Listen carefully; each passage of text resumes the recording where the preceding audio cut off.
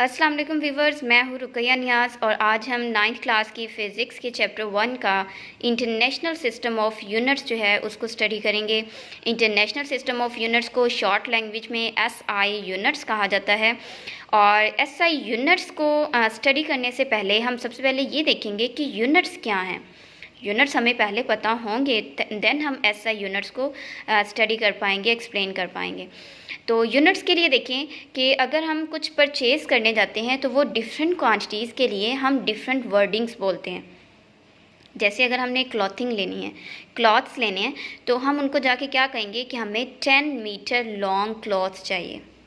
10 metre long, हम 10 kg नहीं बोलेंगे या फिर 10 सेकेंड्स नहीं बोलेंगे। हमें कितना क्लॉथ चाहिए? 10 मीटर लॉन्ग। अगर हम शुगर की बात करते हैं तो शुगर हमें कितनी चाहिए? 10 kg। मैग्नीट्यूड चेंज हो सकती है, kg जो है वो वहीं का वही रहेगा। मीन्स के 5 kg हो सकता है, 15 kg हो सकता है। तो 10 kg हमें क्या चाहिए? शुगर चाहिए। अगर हम kg की बजाय मीटर बोल दें, 10 मीटर शुगर चाहिए, तो इट्स मीन्स के ये रॉन्ग है। शुगर तो मीटर्स में होती नहीं। तो ये जो मीटर और केजी स्पेसिफाई कर दिया गया है किसी स्पेसिफिक क्वांटिटी के लिए, इसको हम क्या कहेंगे कि ये यूनिट है। किसी भी क्वांटिटी के लिए एक स्टैंडर्ड सेट कर देना कि उस स्टैंडर्ड पे उस क्वांटिटी की पहचान की जा सके, वो स्टैंडर्ड क्या कहलाता है? उसका यूनिट। जैसे लेंथ के लिए मैंने बोला मीटर, 10 मीटर लॉन्ग चाहिए मुझे स्ट्रिप। और जो शुगर है उसके लिए हमें कितनी शुगर चाहिए? 10 kg। तो मीटर और केजी जो हैं ये इसके यूनिट्स हैं। यूनिट्स के बाद हम एसआई यूनिट्स की बात करेंगे। एसआई यूनिट्स जो है इसकी ज़रूरत क्यों महसूस हुई? जैसे कुछ चीज़ें पाकिस्तान में अच्छी ग्रो अप हो जाती हैं, कुछ चीज़ें अब्रॉड में अच्छी ग्रो अप हो जाती हैं, तो उन चीज़ों को आपस में इंटरचेंज करने के लिए एक स्पेसिफिक यूनिट होना ज़रूरी है। जैसे अगर हम मैथ्स की बात करें तो मैथ्स में किलोग्राम भी यूनिट है, ग्राम भी यूनिट है और टन भी यूनिट है। ये 3 यूनिट्स हैं मैथ्स के, किलोग्राम, ग्राम और टन। अगर हम कोई चीज़ ग्राम में मेजर करके उनको भेज रहे हैं और वो बदले में हमें किलोग्राम में भेजेंगे, तो इट्स मीन्स कि दैट्स नॉट फेयर डीलिंग। तो उस फेयर डीलिंग्स के लिए हमें एक यूनिट सेट करना पड़ गया कि जिससे हम अपनी चीज़ें उन तक पहुंचा सकें और उनकी चीज़ें हम तक आ सकें। तो उन यूनिट्स को जो हमने यूनिट सेट किए वो हमने किस तरह से सेट किए थे कि 11th जनरल कॉन्फ्रेंस थी, पेरिस में हो रही थी और 1960s में हुई।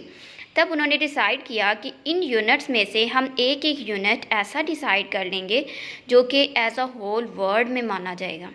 जैसे लेंथ के यूनिट्स में मीटर है, सेंटीमीटर है, किलोमीटर है। तो इन 3 यूनिट्स में से मीटर को एसआई यूनिट करार दिया गया। इसी तरह से मैथ्स के यूनिट्स में से केजी को एसआई यूनिट बना दिया गया। अब जितनी भी चीज़ें हम यहाँ से वहाँ भेजते हैं वो हम एसआई यूनिट्स की फॉर्म में भेजते हैं। इसके बाद नेक्स्ट हमारे पास है, जिस तरह से हमने बेस क्वांटिटीज़, डिराइव्ड क्वांटिटीज़ पढ़ी, उसी तरह से हमारे पास बेस यूनिट्स और डिराइव्ड यूनिट्स भी हैं। बेस यूनिट्स के लिए उसकी डिफाइन जो है वो हम कुछ इस फॉर्म में करेंगे कि ऐसे यूनिट्स जो बेस क्वांटिटीज़ को डिस्क्राइब करते हैं, बेस क्वांटिटीज़ को एक्सप्लेन करते हैं, वो कौन से यूनिट्स हैं? Base units. और डिराइव्ड यूनिट्स क्या हैं? ऐसे यूनिट्स जो डिराइव्ड क्वांटिटीज़ को एक्सप्लेन करते हैं या डिस्क्राइब करते हैं, कम्प्लीटली डिस्क्राइब करते हैं, वो कौन से यूनिट्स हैं? Derived units. एग्जाम्पल्स अगर हम इनकी देखें तो लेंथ का यूनिट मैंने आपको बताया मीटर। लेंथ कौन सी क्वांटिटी है? Base quantity. तो लेंथ का यूनिट जो मीटर है वो कौन सा यूनिट होगा? Base unit. लेंथ के बाद हमने डिराइव करना है डिराइव्ड यूनिट्स को। डिराइव्ड क्वांटिटीज़ में देखिए हमारे पास है वॉल्यूम ऑफ अ क्यूब, और उसकी वैल्यू क्या है? उसका फॉर्मूला क्या है? Length multiply length multiply length. Length का यूनिट क्या होता है? मीटर। दूसरी लेंथ का यूनिट भी मीटर, तीसरी लेंथ का यूनिट भी मीटर। जब हम तीनों मीटर्स को मल्टीप्लाई करेंगे तो मीटर क्यूब हो जाएगा। तो वॉल्यूम चूँकि डिराइव्ड क्वांटिटी थी तो मीटर क्यूब भी डिराइव्ड यूनिट हो गया। बेस यूनिट से डिराइव्ड किया हुआ जो है वो हमारे पास डिराइव्ड यूनिट हो गया। इसके बाद अगर हम सेकंड एग्जांपल की बात करें, एरिया है। एरिया के लिए क्या आ जाएगा? L cross L, L multiply by L, metre multiply by metre, दोनों मल्टीप्लाई होकर क्या बन जाएंगे? Metre square. तो ये एरिया जो है ये भी हमारे पास डिराइव्ड क्वांटिटी है, तो मीटर स्क्वायर क्या हो जाएगा? डिराइव्ड यूनिट हो जाएगा। अब हम बुक से देखते हैं कि बुक में हमारे पास इस टॉपिक से रिलेटेड कौन कौन से क्वेश्चंस हैं और इस टॉपिक को हम लर्न कैसे कर सकते हैं। इसमें देखिए 2 क्वेश्चंस पहले दिए गए हैं। How unit is described, unit कैसे डिस्क्राइब किया गया। Once a standard is set for a quantity then it can be expressed in terms of that standard quantities, this standard quantity is called a unit.